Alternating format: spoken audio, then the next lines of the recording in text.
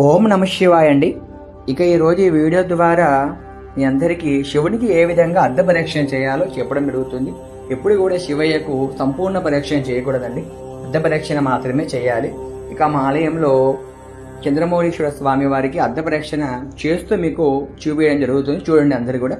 ఎప్పుడు కూడా ముందుగా శివాలయంకి వెళ్ళినప్పుడు ఒక మారు నంది దగ్గరికి వెళ్ళి నమస్కరించుకోవాలి. నమస్కరించుకుని అక్కడి నుండి క్లాక్ వైజ్ సవ్యంగా తిరుగుతూ శివాలయంలో మనకి ఎక్కడైతే శివాలయం అభిషేకం చేసే స్థానమట్టం ఉంటుంది కదా, ఆ స్థానమట్టం నుండి జలము పోయే చోటు, ఆ చోటు దగ్గర దాకా వెళ్ళి తల వంచి ఒక నమస్కారం చేసుకోవాలి. అలా నమస్కరించుకుని మరలా యాంటీ క్లాక్ వైజ్ అపసవ్యంగా మరలా వచ్చి మరలా ఎక్కడైతే ఇప్పుడు నమస్కరించుకున్నావో స్థానమట్టం, అదే స్థానమట్టం దాకా వెళ్ళి నమస్కరించుకుని అలా 3 ప్రదక్షిణలు చేసుకోవాలండి.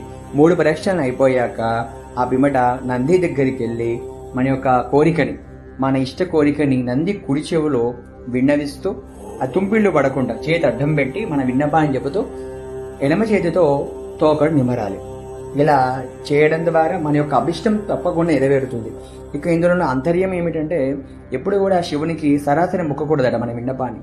శాస్త్రం ఏంటంటే ముందుగా మన విన్నపాన్ని నంది చెవులో విన్నవించాడట. అప్పుడు నందీశ్వరుడు వెళ్ళి శివుడికి విన్నవిస్తాడట. అంత పరమార్థం ఉంది కనుక మీరు శివాలయంకి వెళ్ళినప్పుడు తప్పకుండా